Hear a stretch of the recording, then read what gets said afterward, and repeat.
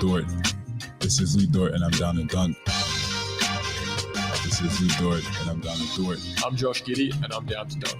Hey, this is Kenny Hustle, and I'm down to dunk. I'm Darius Baisley, and I'm down to dunk. I'm Mike Muscala, and I'm down to dunk. This is Poku, and I'm down to dunk. I love cereal. Captain Crunch, Cinnamon Toast Crunch, Cracklin Oat Bran. Oh, I can have these. I'm going to share with my team, but I'm going to hog most of it. Welcome to Down to Dunk. I'm your host, Andrew Schlecht. We're part of the Athletic Podcast Network. Kelly Barra should be joining me soon. We were just talking, and I think his power may have gone out. He's in the middle of a storm, a Oklahoma City-like storm in Italy, and their infrastructure is not used to big thunderstorms like that, so hopefully he'll be popping in here shortly. Hope you guys are doing great. It's July 25th. There is not a lot going on in the NBA, so I thought we'd try something new. We are going to do voicemail Mondays here on Down to Dunk. You can call our voicemail line. Let me pull up the number. So if you're just sitting there and you're not on Twitter and you're wanting to know what the number is, I'm going to pull it up here for you so that you can call you can call this number. I actually had this accidentally tied to my phone, and so I was actually getting these phone calls. However, you can call us at 405-543-1970. That's 405-543-1970. And you can leave us a voicemail. So somehow I've already been spammed on that number. I got some kind of spam call. How is that possible? I just set this up yesterday. This is insane. Okay. Here's our first caller. This is a Summer League related question. Hello, this is Barrett Lyle, longtime listener, first-time caller to the Down to Dunk podcast. And my question to Andrew and the rest of the gang was, now it's time to reflect and review, and yet not too far ahead so that becomes a distant memory. In Summer League, how would you rank the impressiveness and performances of all guaranteed deal Thunder players and two-way contract Thunder players, specifically Lindy Waters? Because one might guess from the casual eye test that Chet Holmgren was the most impressive player because of his first game outing, and yet I would dare to say that Josh Giddey, all across Summer League, even though he didn't play all of the games, was still the more impressive. Who knows? Even I think J-Dub might have been a more impressive player than Chet Holmgren. But I would like to get your take on who was the most impressive Thunder player in Summer League and why you think so. And basically like to get an old-fashioned ranking. Thanks a lot. Hope you get to this question. See ya. So it's a good question. First off, the way that he greeted me in this voicemail, I thought that he was a bot too. If you'll just listen one more time. Hello. It just sounds like a bot to me. It was awesome. Thanks so much for the question. It's a great question. I was looking up Summer League historical data for the Thunder, and it's interesting because Real GM is the only site that actually keeps track of it. And the top 5 in scoring average is really funny. Number 1, James Harden. That's good. Number 2, Rashawn Thomas. In 5 games, averaged 14.4 points per game. By the way, James Harden, 14.5 points per game in 4 games is the most any Thunder player has ever averaged in Summer League. It's bizarre to me. Russell Westbrook, number 3, 14.0. Dakari Johnson, number 4, 13.7. Jordan Shackelford, our very own, that played in this year's Summer League, 13.5. That's the top 5. Those are the names of the top 5 points per game in Summer League history for the Thunder. Very, very bizarre. So let's rank these. So let's go. I'm going to sort these stats for just this year. and we're going to take a look at the best players for the Thunder. Now, eye test is one thing, and the numbers are another. I would still say Chet Holmgren is at the top just because of what he was able to do on the defensive end and then the flashes that he showed on offense. Here are his raw numbers: 12 points per game. He averaged, let's see. Oh my goodness, there's this giant Discover card ad over this. 12 points per game, 7.7 rebounds, 2.3 assists, 2 steals, 2 blocks, only 3 turnovers, and 4 fouls. Like, that's pretty interesting. Like, that's pretty good. He shot 42% from 3, 87% from the line, 46% field goal percentage.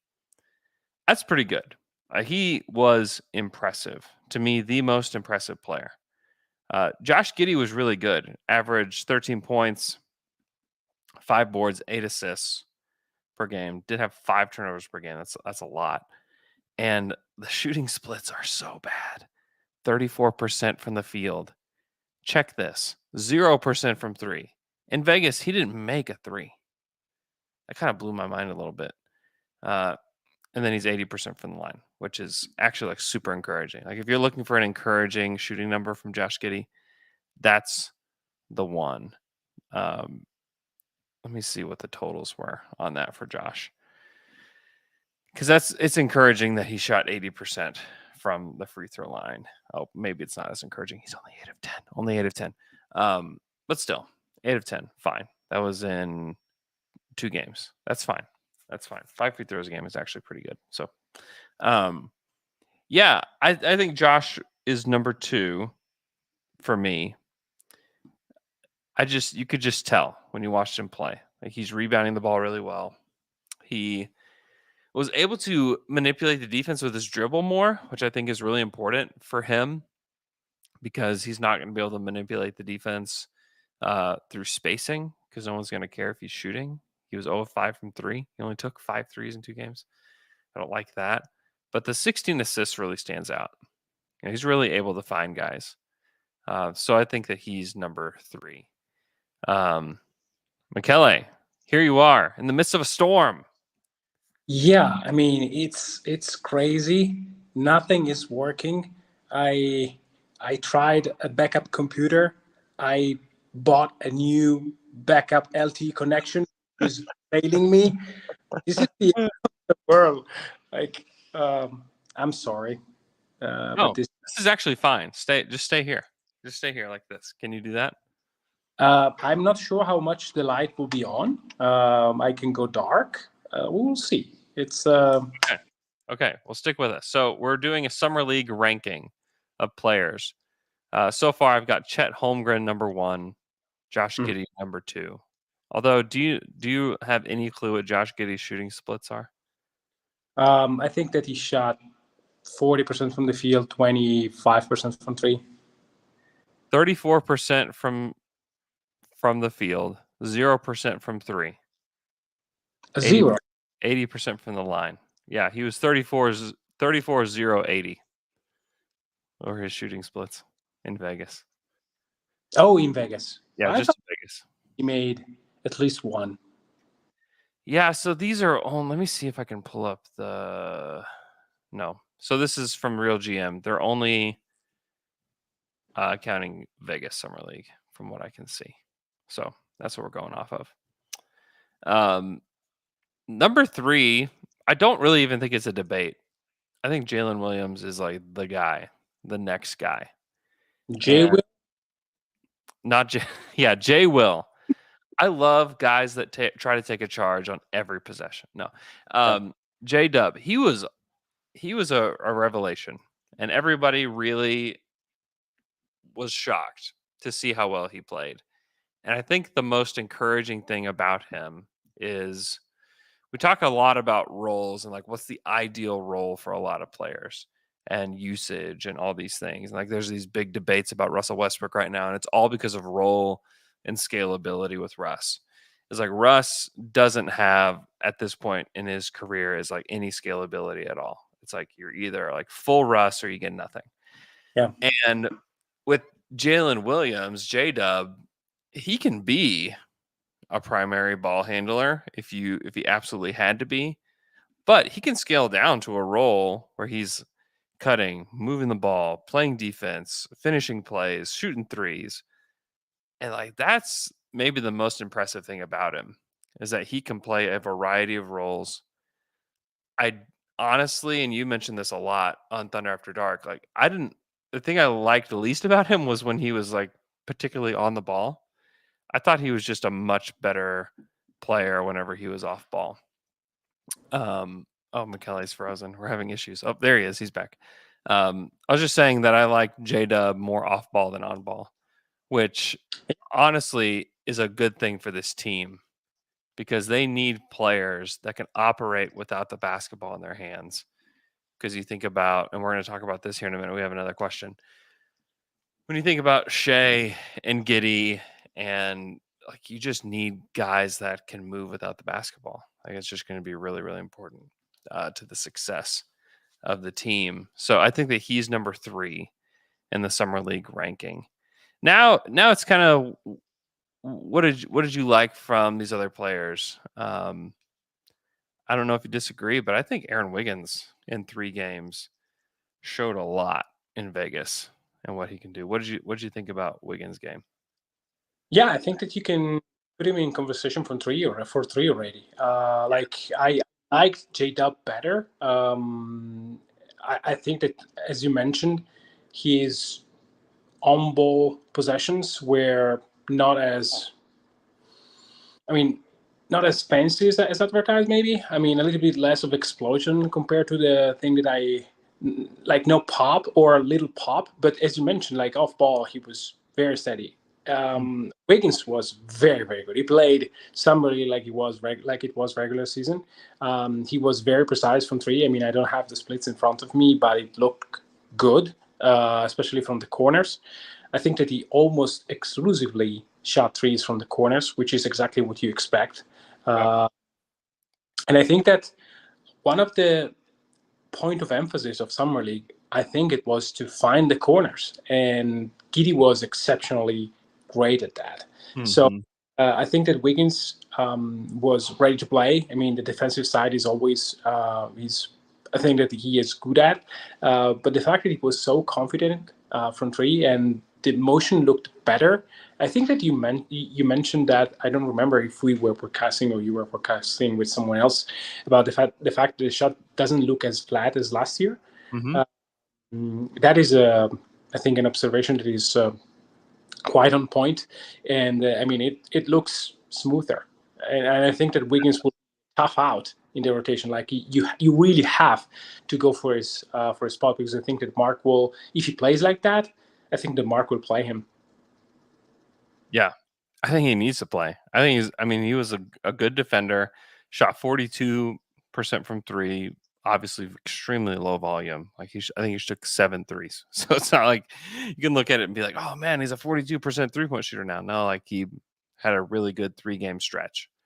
But he played within himself. He even showed some ball handling stuff. You know, he had 4 assists in those 3 games. It's not like an impressive number, but to me, he profiles more of a guy that is just going to be a play finisher, but he's moving the ball. I think he's a player. I think he's going to be a player in the NBA. Whether or not it's on the Thunder, it's going to be tough just because I don't know if there's the playing time available for everybody. Mm-hmm. But I like Aaron Wiggins. I think he's been good.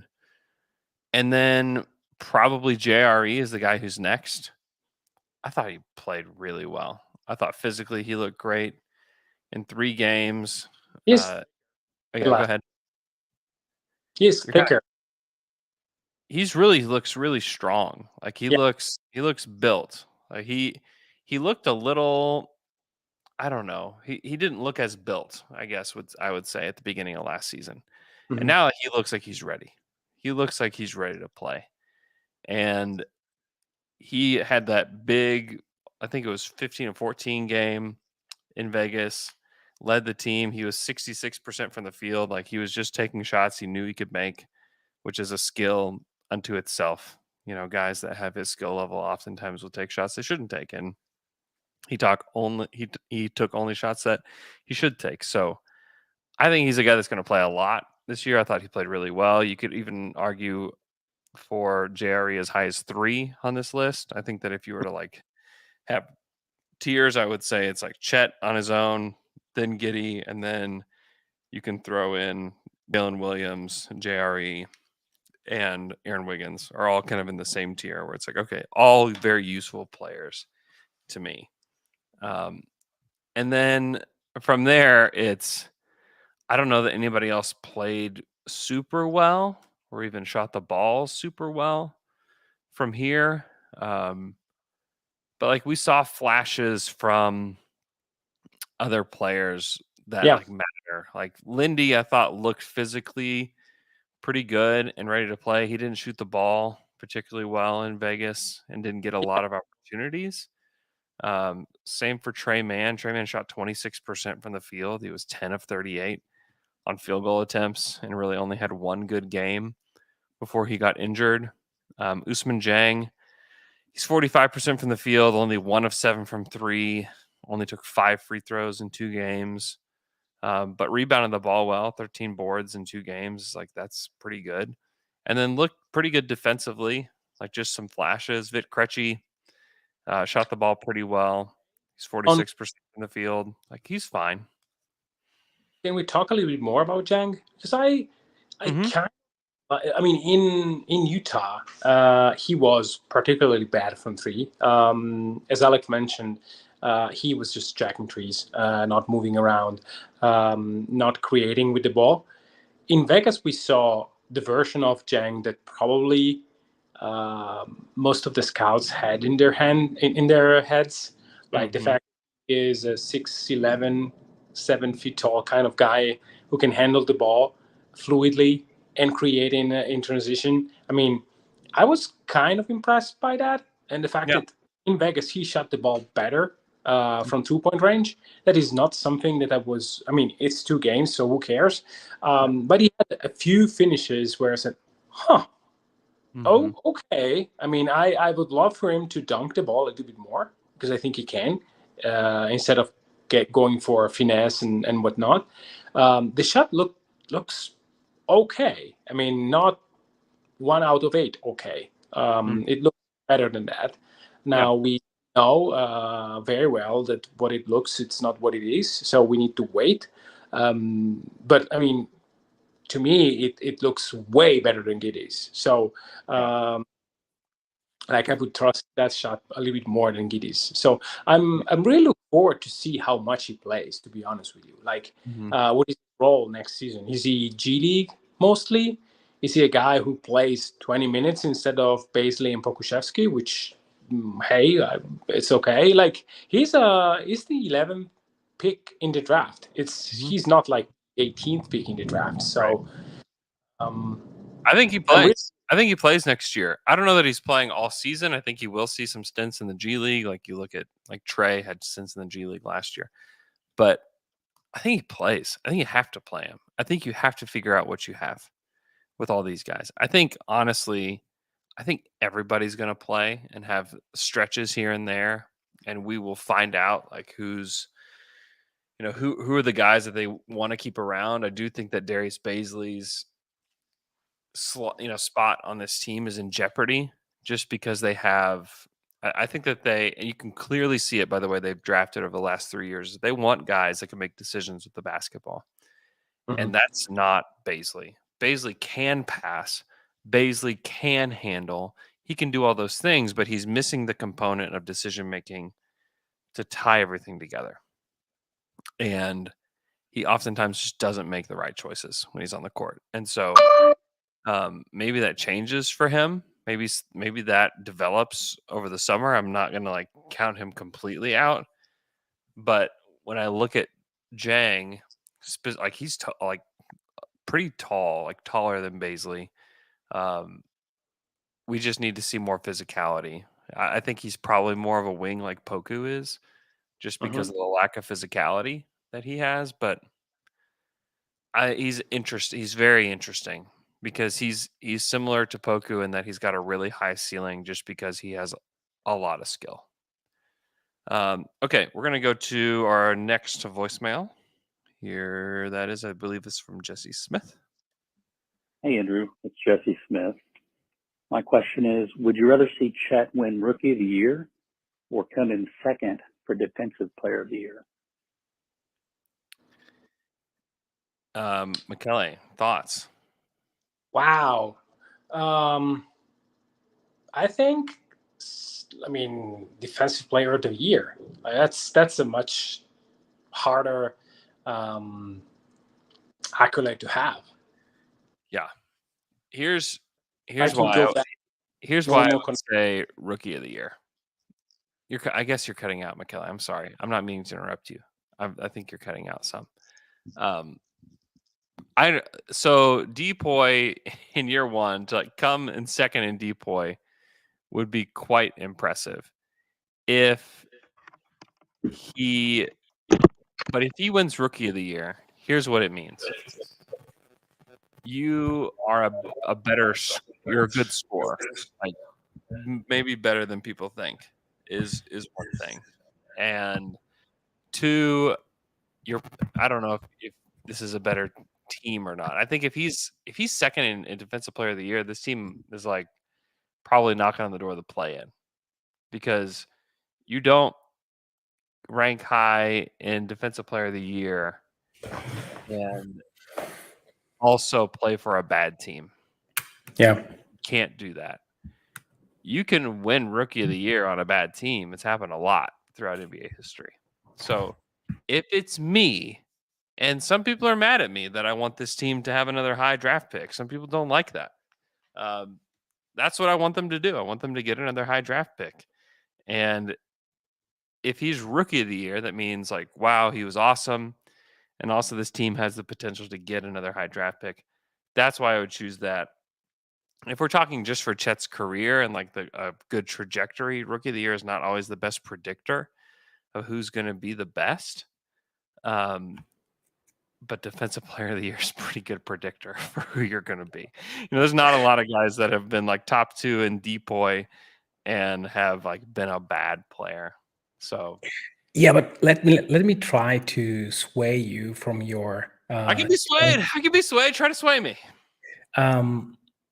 So if Chet goes number 2 in Defensive Player of the Year next year, like this team will not win 30 games.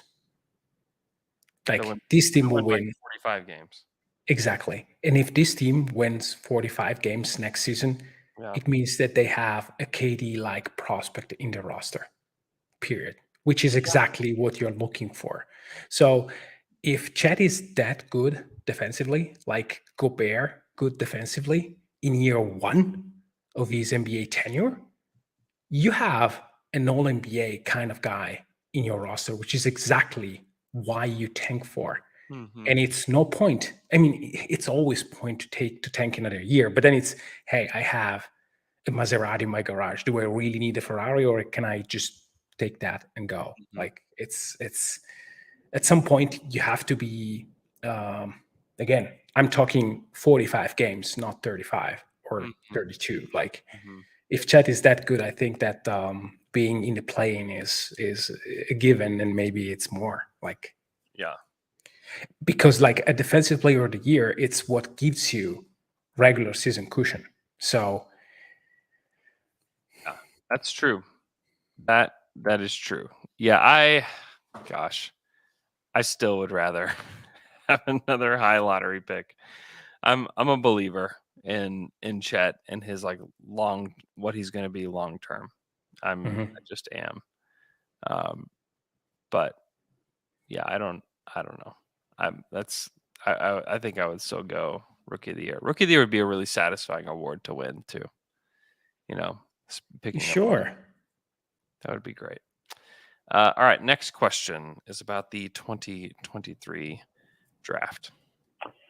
Hey, Andrew and Mickey. This is Trey Brown. My question for you guys, it's a little too early to predict or project, honestly, but OKC is about to have currently about $29.2 million in cap space in the 2023 off season. It's been kind of documented both by you guys and basically the NBA media that that's going to be a crucial summer for OKC in terms of a move that they make, whether they consolidate a bunch of draft picks for a trade, or if they sign a big free agent, anything like that. Essentially, my question is, looking at the current roster and who's sort of nebulous as a starter, it seems like there's a big hole at power forward. They have a ton of cap space and they have a ton of draft capital. Is there a player that you see hypothetically around the league that could play that position that would not disrupt this flow? It doesn't even have to be an all-star player, but just someone that you could see them potentially either trading for or acquiring as a free agent if there's a free agent in that class, but just something that they could utilize that cap space with. But yeah, thanks guys. I appreciate it. I love all the Monday pods. So keep doing what you're doing. Thanks so much for the call. I want to be clear. I have been talking about summer 2023 for a long time. I don't think it's necessarily true that they are going to be acquiring a big time player in the summer of 2023.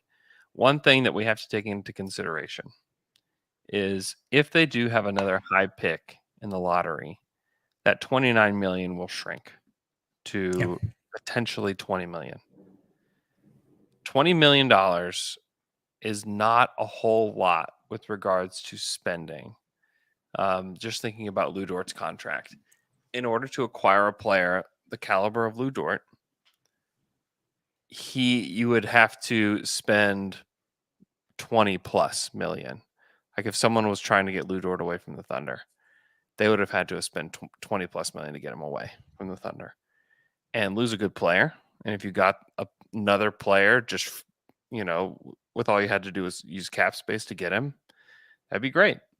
We also have to take into consideration if they do draft a player in the top 6 or 7 in next year's draft, and they're going to have to pay Shea and Dort and Chet and Giddey and this draft pick. That's a lot of guys to have to pay. What I'm saying about 23 is that they may be more willing to push all in with regards to rotations in the next year. They may be more willing to maybe acquire a fringe role player to help them via trade. If they can get somebody via free agency, great. I wouldn't count on it just because of the way free agency has always gone for the Thunder. I just think that's the summer when there's the potentially the tanking stuff could just stop.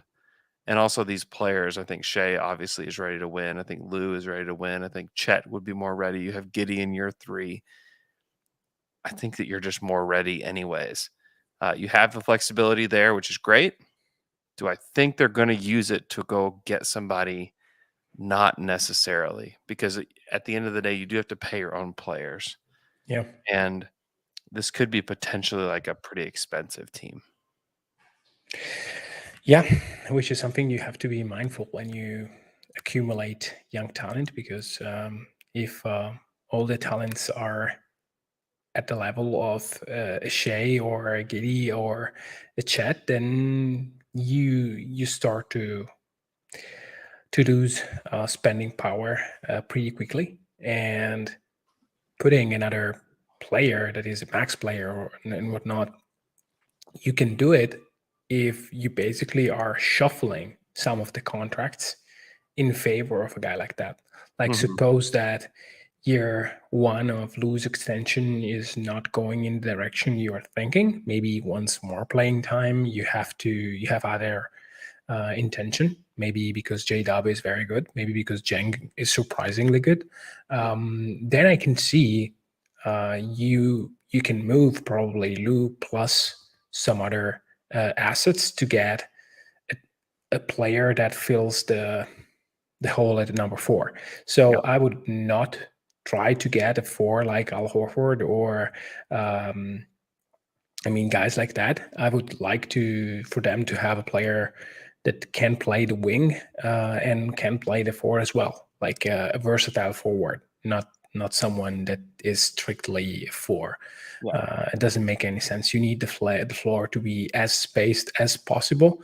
So, I mean, I always said it that to me, the player that OKC really needs alongside Shea is an off-ball shooter that can play defense, that can move around. I mean, I think that we all remember how Paul George unlocked Russell Westbrook passing completely. A player like that would be my choice. Of course, it's not the same as an Anthony Davis kind of player, but it's close to that because you don't have many guys like Paul George in the league. But I would really try to target a guy like that. I mean, if you want to go out and grab a player that can maximize what you have. But again, I'm with you. I'm not sure that 2023 is the year. Maybe it's the year where you may sign one or two veterans just to see how it goes. Like, Well, there is a roster crunch that's happening, and you will add one more big piece, and that's where you do a consolidation trade. I just don't think you're quite ready yet, because I think like if next summer it's too early to give up on some of these guys. I think there's a good chance that Darius Baisley is gone. There's a good chance that like Teo Maladone and those guys are gone. But with regards to like guys that really matter, we have to think about like when did they trade? They traded Jeff Green to get Kendrick Perkins because they needed a big guy. There was a fit issue they had with the Western Conference. They could not compete physically with the Western Conference. When you had the Grizzlies at the height of their powers, you still had to contend with the Spurs and with the Lakers and all these big teams. And some people are like, well, they should have never traded Jeff Green because they could have been the Warriors before the Warriors. Jeff Green was not Draymond Green. Like, don't get twisted. They was not ready to play the four back then. They needed somebody to shift the physicality of the team, and that's what Perk did. And they maybe could do a deal like that. I don't know for who that is. I don't know. They don't even know what they need yet. Honestly, they don't know what these guys are. They don't know. I think you have a good idea what Shea is. I think you have a good idea what Lou Dort is. And then like what Kenrich and Muscala are. Everybody else, I don't think you have a great idea of what they're going to be as an NBA player. Even Josh Giddey, I think you have a pretty good idea of what Josh is going to be. But do you want to limit that? Do you want to like go ahead and put that idea in a box of what Josh Giddey could be as a pro? I don't think they do either. Yeah. And so I don't think there's like this, okay, so next summer we're going to go and try to acquire this guy and this guy, and we're going to try to push it for, like, I think you just sit back and say, like, what if everything goes really well? Like, what if J-Dub is really good? What if Jang is like, oh man, like, look what Jang can do. Look what he's, after, December, look what Jang has done. He's taken a leap. He's figured it out. Like, you don't want to bring on somebody that has a high usage to limit those guys. But maybe Jang is not good. And maybe like Poku's not good. And you're like, oh my gosh, we have no good forwards. Like, let's go get a good forward. Like those, you just don't know yet. And again, this team has 15 players. 15 players that will need minutes. So I'm with you. You don't need to bring someone necessarily. You may see, though, that in some of the roles, you may want to have a little bit more of a veteran push. Like Kenrich is very useful. Mike is very useful. Maybe you can get another player at a different role, maybe a point guard. You say, why do you want to trade for a point guard? But maybe, like, I don't know, you have 2 years of old Kyle Lowry. I'm making up because Lowry makes too much money for that. But hey, let's bring in the super duper tough guy who can play the point but also stay off ball. And that shows, like, the young guys how it is done. Like, from the outside it's difficult to say what is the best use of resources for 2023. But again, this team, as you mentioned, will be probably pretty expensive if Chet and Giddy pops. If another one of the guy pops, it will be incredibly difficult to keep this core together. This is already reality. That's why, I mean, at some point you have to think about, hey, what is the core of guys that we need to move forward with? And the answer may be, hey, maybe it's not the core that we are having right now. Maybe there is one of the good players that is not going to stay. We'll see. Yeah, that's exactly right. There's just so many unknowns at this point. Okay, here is our next question. Hey, fellas. This is Caleb. My question is about the Summer League. And I sit here right now just filled with regret because I, about a year ago, had been thinking about going to Summer League this year. And in my mind, I was like, oh, like Giddy will play, Trey Mann will be there, maybe we'll get a high pick. And then, of course, we get Chet. And I'm sitting in my living room watching the stream, just like freaking out about these Giddy passes and about Chet and J-Dub and all these guys. And I'm just worried that I missed the boat, that this is the best Summer League will ever be, and that I didn't go when I should have gone. So I guess my question is, like, I know Andrew says everyone who likes NBA should go to Summer League. Like, how do I figure out which Summer League to go to? Like, how long should I wait? Do you think next year that Chet will play? Maybe if we get another high pick, obviously that's a reason to go. Will the L-Man be there? I'm just trying to rectify my mistake. Thanks. Bye. Can I take this? Yes, please. You don't. This will sound extremely spoiled, and but you don't go to Summer League for the games. Yeah. Yes, it's nice. I remember watching DeAndre Burton dunking the ball. It was pretty funny. But you don't go there for that. You go there for the environment. You go there because you can run into Andrew Schlecht, because you can run into Semik, you can run into Zach Lowe. Most of the guys will be amenable to talk with you. If you have a podcast or if you write and you are so fortunate to have a media credential, that goes to another level. But still, I mean, everyone is going to Summer League. Every European scout, every European coach, every European agent, everyone is there. So it's the environment that is special. Like, you can just breathe basketball for a week. And yeah, I mean, of course, this year it was a very good Summer League because there was like a pretty good trio at the top. And Keegan Murray was awesome. So it was a good Summer League. But 2023 is the greatest draft. So just go next year and you'll be fine. I mean, it's not OKC. Who cares? You have plenty of time to watch OKC during the year.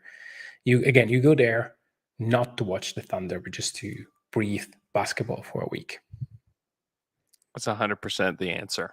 You just go, because when you just walk around the Thomas and Mack, you're going to find somebody. You're like, oh my gosh. Like, it's just like Twitter comes alive, like in this arena. Like, everybody that you follow on Twitter is there. And it's just it's a wild experience. So go take a friend, go to Summer League. You need to do that. Next call. Hey, Andrew, this is Dylan, Thunder Chest, top of Thunder. I just wanted to ask you, man, there's a lot of talk about how good of a player Shea is. I think you specifically have said in the past that you think he's the second best player on championship team. I just wanted to ask, what do you think that it would take in order for him to take the next step to be the best player on a championship team? I guess, if you could change 2 or 3 things about him to make him that player. But yeah, man, appreciate you. Love the show and appreciate all you do for the Thunder community. It's a good question. I don't think that it's impossible for him to be the best player on a championship team.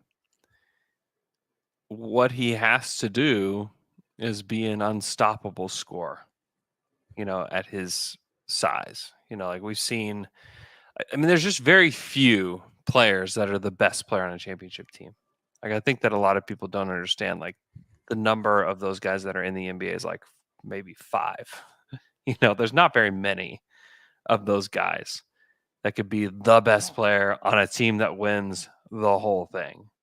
Like Kawhi Leonard, LeBron, Giannis, Steph. That's it. No, KD. Kevin Durant. Like who else? Okay, so who else is that guy? I mean, I think that guys who haven't done it yet, like Luka, could probably be the best player on a championship team. But they just aren't there. And sometimes you don't know that they are until they become that, But that's the point. Like, I remember hearing like this player can be the number one option on a championship team. Yeah, I mean that sentence to me it's so tough to project because I mean it's really difficult to understand what it means. Like, can Damian Lillard be the best option on a championship team? Maybe. Yeah, but it's kind of it's kind of become like something that we talk about all the time, but I don't think that like we understand like how weird of a question it really is. Like let's get to the playoffs first. Let's win a playoff series. Like let's get to the Western Conference Finals before we discuss like who is the number 1 or number 2 or whatever on a championship team. I think that we spend a lot of time debating that stuff when like just like prematurely. And Thunder could put together a championship level team and Shea could be the best player on that team and them be in the finals in 4 years. Like that could happen. Sure. Like I wouldn't say that's impossible that happens. I think that, I mean, so I think like the best case scenario for SGA is a player similar to what James Harden was in his prime. Yeah. This one-on-one scorer that can really shoot it from 3, that can get to the rim, that is going to get to the free throw line. And that can defend a little bit better than James. Just you got to be able to. Yeah. But James Harden, although an MVP, was like never the best player on a team that ever went to the finals. Like it never happened. Yeah. And you could probably say that he's the best player on a championship team. Yeah. He never even got to the finals. So like what does it matter at that point if your team doesn't even get there? Like, well, they had the Warriors. Who cares? I don't care. Kawhi Leonard and the Raptors beat that Warriors team. Was it because of injuries? Yeah, but it still happened. Like it still happened. And you have to get there. You have to present. You have to have the opportunities in front of you. And, Kawhi has done it many times. I think that Shea has it in him to do it. He's got the game where he can be the focal point of an offense. He's got to take it to the next level. He's got to defend better than he has the last 2 seasons. And they got to go. They have to improve this season, and then they have to go when they're ready to win. Go win. Go win a playoff series. Yeah. Go win 2 playoff series. That's when we can really answer that question. Right now, it is nebulous. And I could say like, oh yeah, he's definitely the second best player on a title contender. Is he? I don't know. I don't know that he's that. Yeah, it's Depends on who the best player is. I don't know. Yeah, I think that Seth Partnow published his tier, and Shea was in tier 3, which I think it's where you can safely put him. He had an amazing run last season. Over the past 25 games, he averaged, I think, 26, 6 and 6, something like that, which is over a season, it's probably all-star worthy, maybe borderline all-NBA worthy. I think that the good way to frame is there are like top 5 players in the league, and those top 5 players in the league are the guys that you want as you want as your number 1 guy. Shea's not there. Yeah. In order to get there, I think that, as you mentioned, he has to win. Like I remember the 2014 season. It was probably one of the first seasons that I watched almost every game for the Thunder, and KD was inevitable. Like you could feel that he had the team in his hands and he had the opponents in his hands, and he was just getting there, night in, night out. Like the team was afraid when KD had the ball in his hands. This is what needs to happen for Shai to be a top 10 guy. Like you need to be inevitable. When you have the ball, it's either double, triple team, or it's a basket, which was, to be fair, most of the time last season. It was double team all over the place. Something that we saw in Summer League, and then I'll quit because I make my points always way too long. It's the fact that Chet was already doubled. I'm very curious to see what happens now when you have the ball screen between Chet and Shai. Yeah. Because that can unlock so much. You were saying it last year all the time, like wait on your judgment for Shai and Giddey. When they have space, we will judge them. And I think that this season will be a lot about that. If Shai lets Giddey unlock him, Giddey and Chet unlock him, he can be devastating. Yeah. People already care about Chet. And some of it is like the reputation that he carries and the fact that they don't want to be embarrassed by this guy and whatever. But he will create space for them. Yeah. And he's such a cool player to play with for both these guys because he can create space as a guy who is a vertical spacer to the rim, and he's a guy that can space out to three too. Like he's such a unique. I cannot overemphasize like what a boon it was for the Thunder to get this guy. And I don't know that we could talk about it enough this offseason. Like what a big deal it is to get a guy like Chet on your team. Yeah. Because he could help. Seriously, he could help glue all this together, and it will take time. It's not like the most natural fit ever to fit those three together, Shai, Giddey, and Chet. But if it comes together in time and you add another high caliber player to that group, ideally you add a wing or a forward or somebody like that to this group. A Kikamura type of player. A Kikamura type of player. Yeah. A Kicks would be awesome. He would be great. That kind of player is something that they need. I'd rather him be a little bit better defender, maybe a little bit better passer too. But like that's just too greedy. That's greedy, Andrew. I'm pretty greedy. All right, next caller. This is a point guard related question. What's going on down the Dunkers? This is at Jeremy K. Morton on Twitter. So I recently made the discovery that Giddey claims to be the OKC point guard on his Twitter bio, and at the same time, SJ also claims to be the point guard on his TikTok bio. So obviously they both have the game to play point and often take turns leading the offense. But here's my question. Could this be a sign of future friction between the two, or is our backcourt approach literally just to, have 2 point guards? Wow. If friction, I would be the one creating the friction, I think. I think that it's okay to have 2 point guards on your team in 2023. And or I guess it's 2022, but 2023, 2024, 2025, whenever it is, it's okay to have more than 1 point guard on your team. The way they're building this team is to have everybody can shoot, pass, and dribble. They want everybody to be able to make decisions.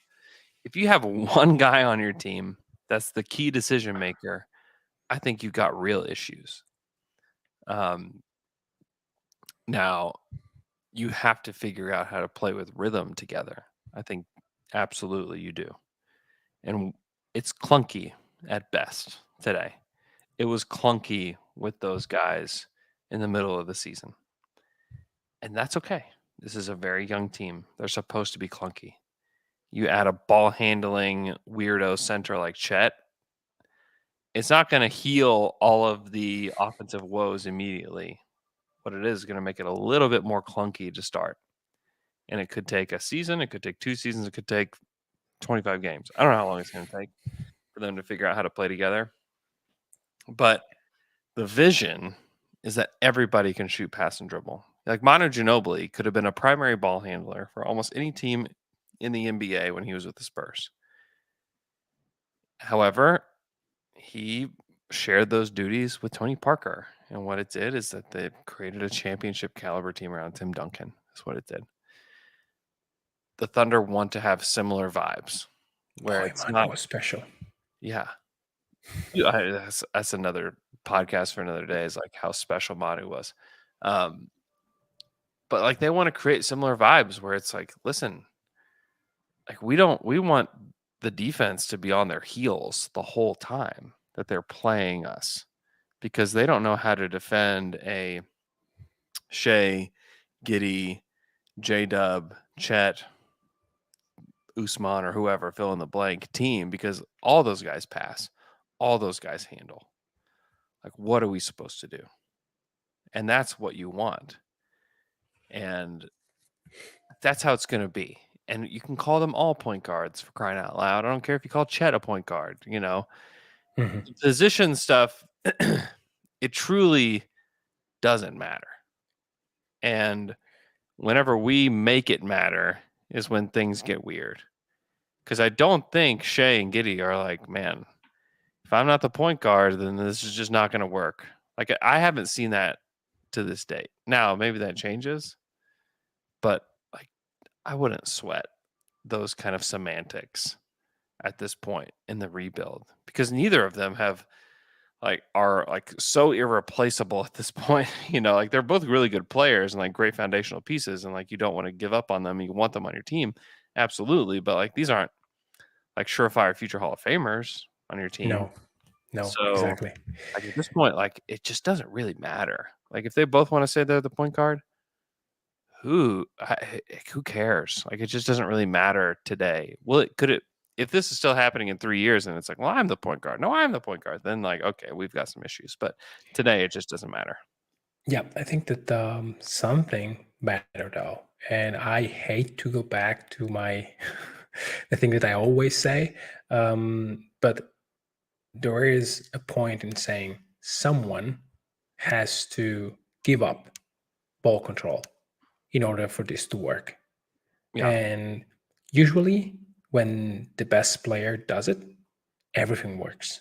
Like, you can see on the great teams, there are great teams with LeBron, and LeBron is doing most of the things.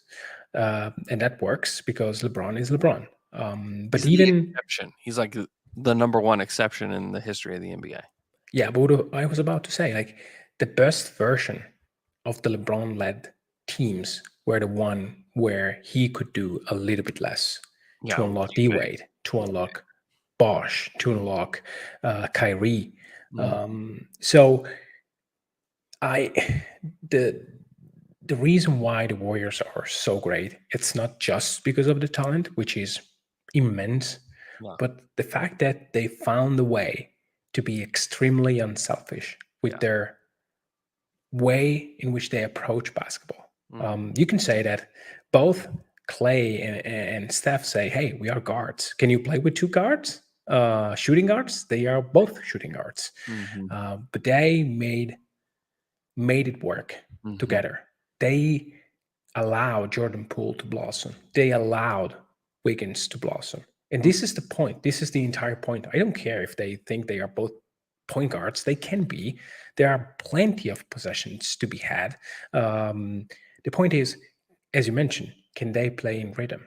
Can they play a music together where maybe Giddey is the primary initiator in this possession and Shea floats, relocates, it's open in the corner, just not to get the pass, but to allow Giddey to have one less defender when he drives. And maybe in the next possession, you have Shea on ball and Giddey function as the screener, maybe the screener for Chet that pops and gets a three. So these are the things where I don't care if you of course, Giddey is a point guard and of course, Shea is a point guard.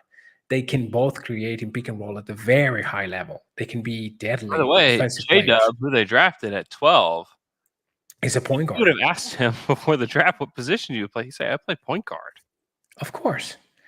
There are, and this is tough. I mean, if you take a guy like AJ Griffin and Jabari Smith, they could have done that.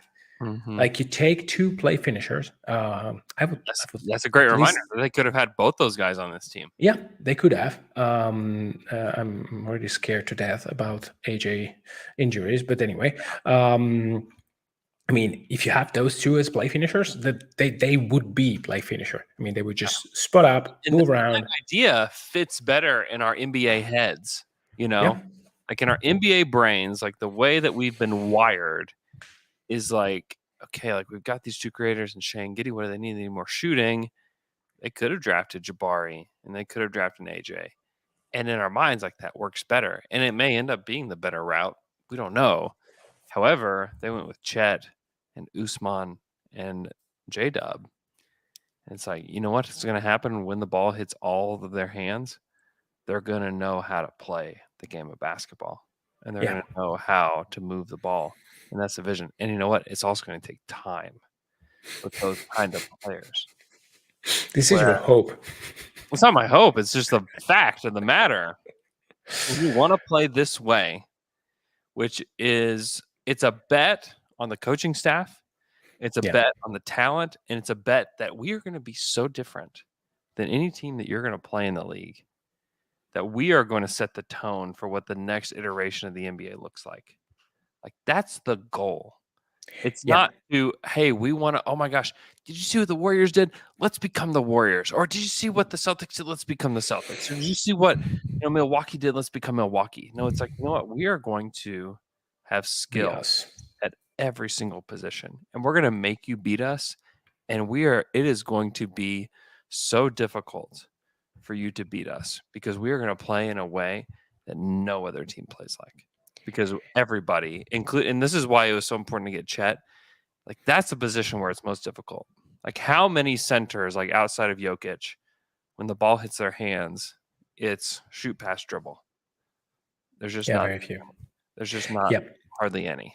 Yeah, and we always talk about offense first, but this team has the potential to be crazy special defensively, which is maybe not Giddey and Shea. Chet for sure.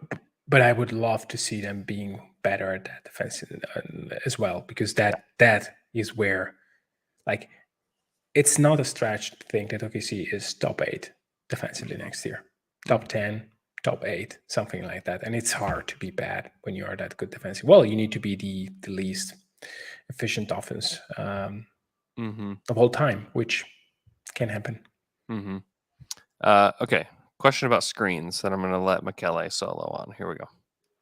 Hey, I was just wondering if Mikey could give us a rundown on how to evaluate screens and whether or not they are effective. Like, does the screener have to reroute the ball handler's defender for the screen to be effective?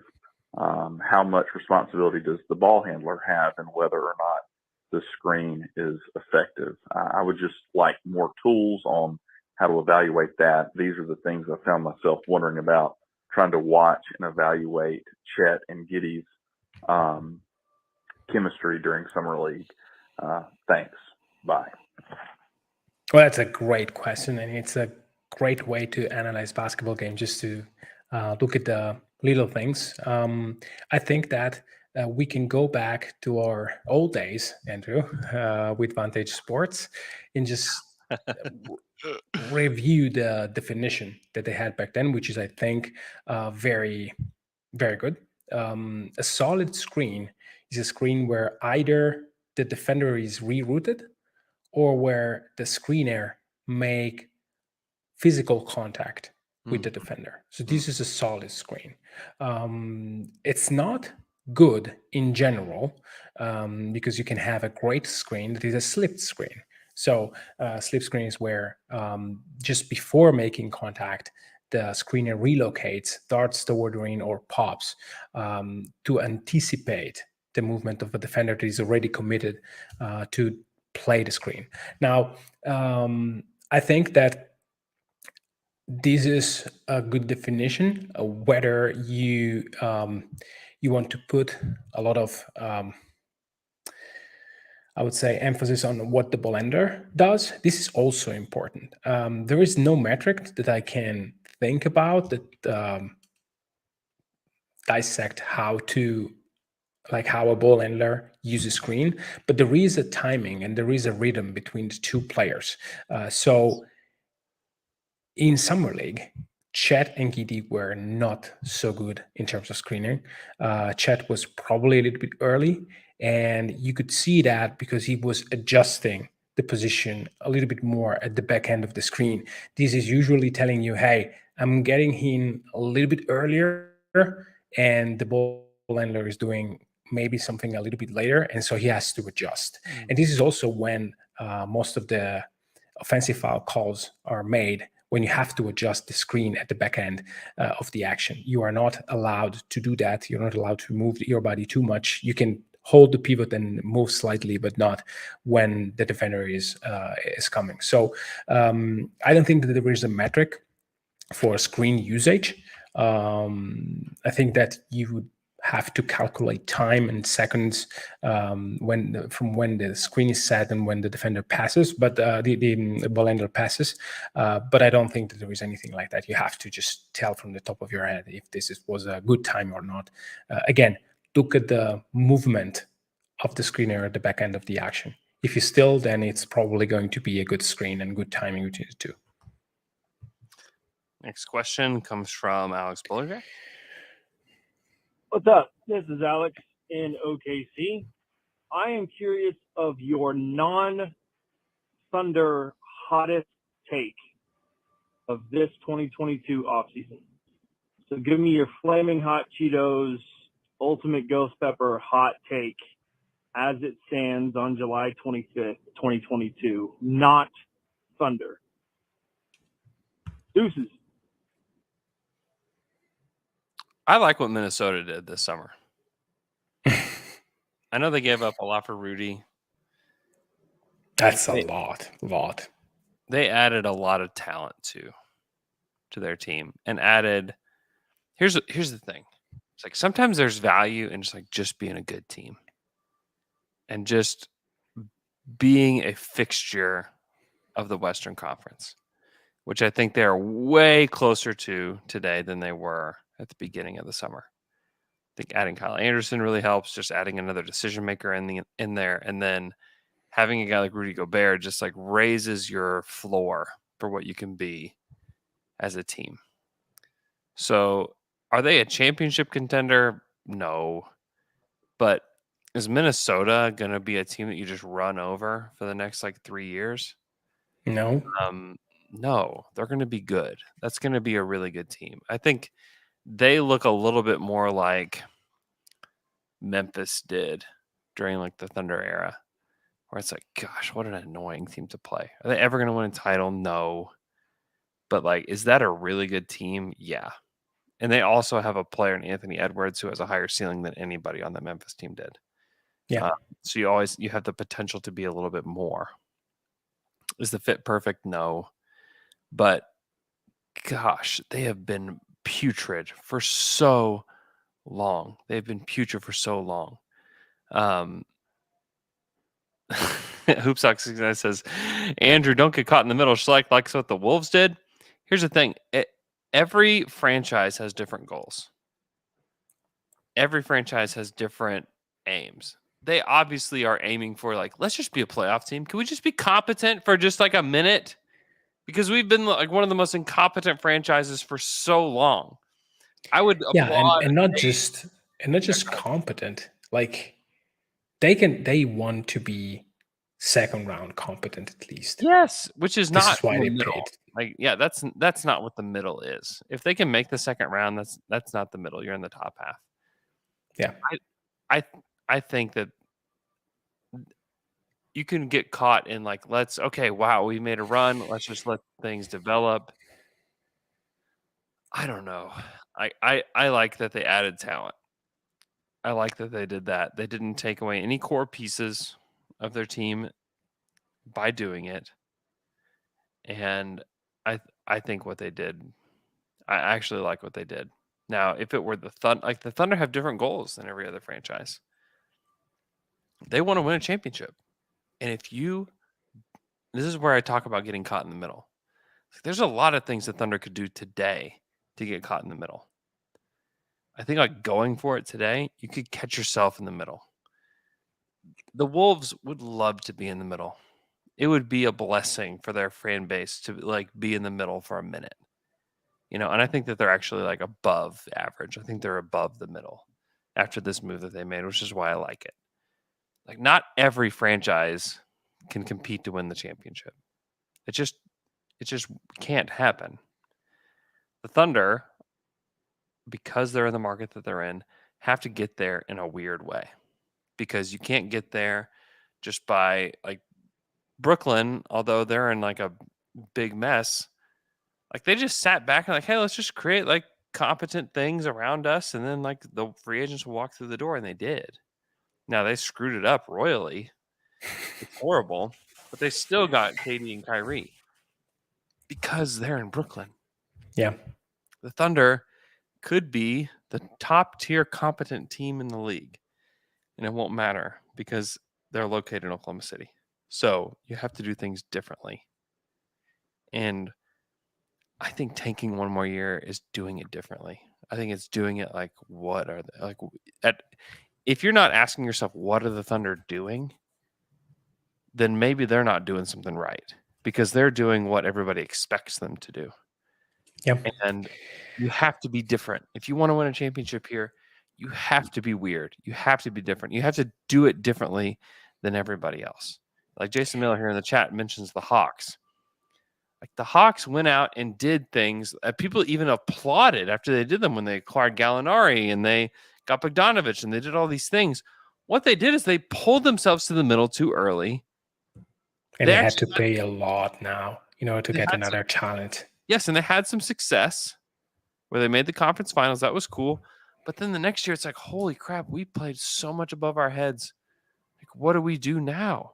You know what would have helped? Another top 10 pick would have helped you. Yeah. And you erase that by bringing in Gallinari, who was good for 1 year.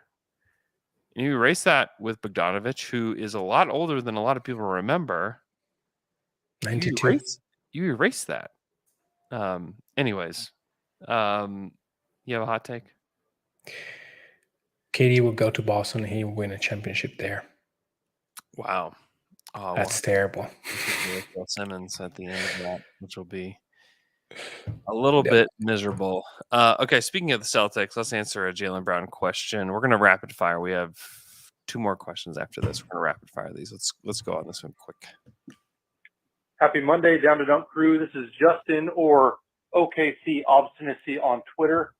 As you probably saw from the news from overnight, it seems like there's interest in a Jaylen Brown situation going down in Boston. So I've got a little bit of a 2-part question related to that and our Thunder team. As everything for the Thunder's future of contending has kind of centered around the summer of 2023, I'm sure you guys have, just like most of us, been watching closely for guys like, Brandon Ingram or RJ Barrett that might be available for trade around that time. So my question is about guys that would fit well with this Thunder team. Where do you think Brown ranks among guys like that? So Brandon Ingram, RJ Barrett, maybe still Bradley Beal, but not quite as much, and others that have been in trade talks or could be in trade talks in the near future as far as fit and their timing with the Thunder. And then following up on that, what is the most that you would be willing to give up in a Jaylen Brown trade for the Thunder to acquire him? Thanks so much, guys. Bye. I don't think Jaylen Brown's ideal for this team. I don't think Jaylen Brown quite fits the mold of what we were talking about earlier, where the ball hits their hands and like a great decision maker. Jaylen Brown is not the best ball handler. He's not the best decision maker. Would it be great to have a talent like him? Like, yeah, absolutely. It'd be awesome. You'd have to give up a whole heck of a lot to get him. They have not been willing to include him in a lot of different trade talks, whether that's Paul George or Kawhi Leonard. They have not been willing. And yeah, before it was this good, by the way.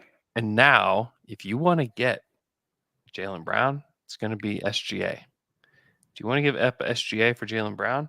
No. Maybe in 2 years, you say, okay, Josh Giddey is good enough. We need a more of a wing. No. I kind of agree. Don't go there. Don't even go there.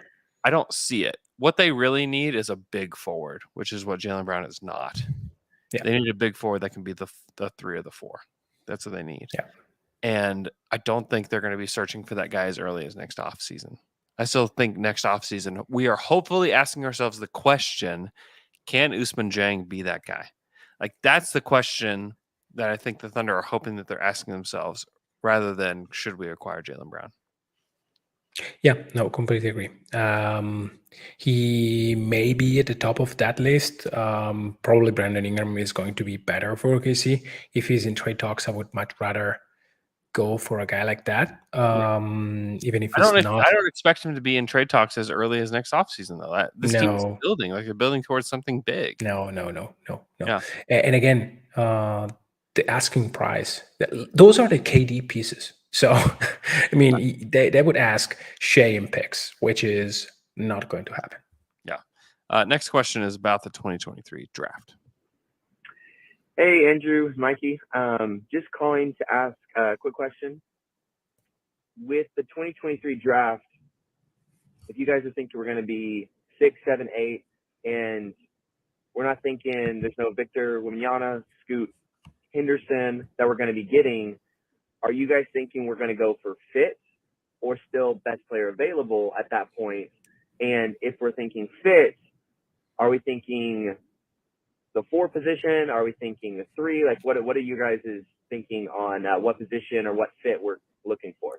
Thanks, guys. Yeah, I think that this year is going to be extremely important for that. I mean, there is no correct answer. Now it's probably the 4. But again, it may be that you see that any lineup with Lou Dort at the 3 and Giddey at the 4 plus a guard is what you like. And maybe Tremaine doesn't shoot it well enough. You don't have another guard. J-Dub is not as good. And so maybe you get a guard. So I think that the glaring hole right now at the roster is maybe at the 4 position, but it's really too early. And I would always go best talent available, unless it's such a seamless. I mean, the way in which you should draft is the following: if you have a tier, then pick inside the tier the best fit for your team. If you have 2 different tiers, always pick the higher. Mm-hmm. I think that you have to do what they did in the 2021 draft, which is draft the best player available that can make decisions with the basketball, which is why they drafted Josh Giddey. I don't know who those guys are. We can make guesses about who they would be. It will change in 6 months who those guys are at the top of the draft. But by the way, I found the answer to one of the earlier questions. Mm-hmm. Suppose that in 2 years the Magic are terrible and Franz Wagner wants off of that team. That is a guy I would pay big money for. Yeah, he is. I would offer for that guy, like sign and trade, whatnot. Just give me that guy. He is the prototypical 4 you need. A guy who has size, shooting, passing abilities. Yeah. Sorry, I interrupted you, but and makes great decisions. Yeah, that's the kind of player you're looking for. If you can get that kind of player in this next draft, he was chosen at 8, and like I don't think Franz Wagner is going to be a superstar, but if Franz Wagner is like your 4th best player, like you're in a really good spot, like a really good spot. All right, last question. Hi, this is Tyler calling from Stillwater, lifelong Thunder fan and down to dunker. I got a question. Which of the following do you think has a better chance of happening next season? Chet Holmgren getting 10 blocks in a game or Josh Giddey getting 20 assists in a game? Great question. Thank you. Shout out to Stillwater, home of my alma mater, Oklahoma State.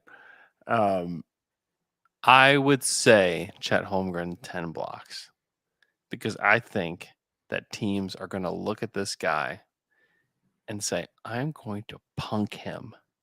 I'm going to make him look like an idiot here on the court.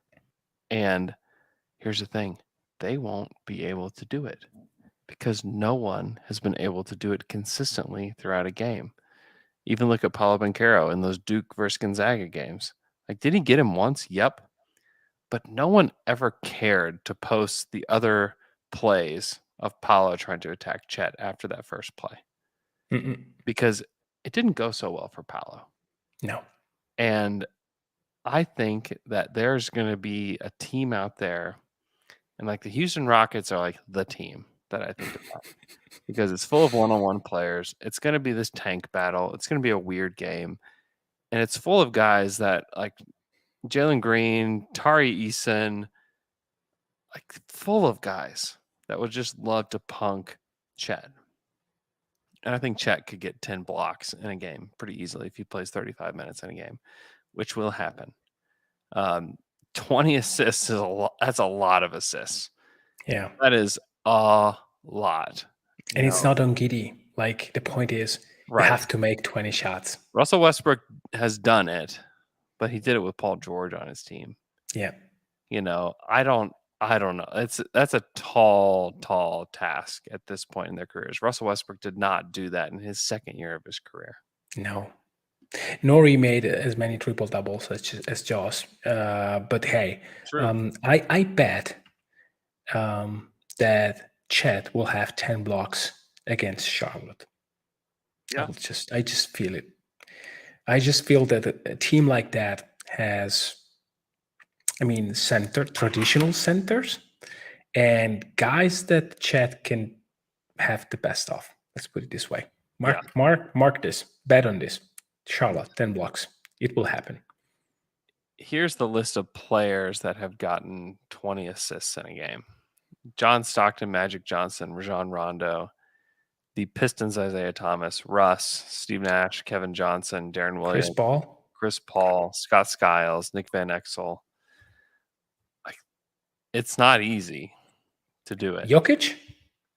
Not yet, right? Jokic hasn't done it. Yeah, Luka's done it once. John Wall done it once. Norm Nixon, Rod Strickland, Andre Miller did it twice. Brevin Knight did it twice, which is surprising. Jason Kidd did it twice. Jason Kidd only did it twice. Yeah, that's weird. That tells you anything. Nate McMillan, John Lucas. There's not a lot of players in the history of the NBA. John Stockton did it the most, 34 times. Magic Johnson did it 34 is wild. You got to have a Karl Malone-like player next to you to do that. You need to have KD running alongside. Yeah, Westbrook did it 8 times. Steve Nash did it 8 times. Chris Paul's only done it 4 times. Chris Paul, the point guard, has only done it 4 times. Yeah, he doesn't show off one time. It's just too often.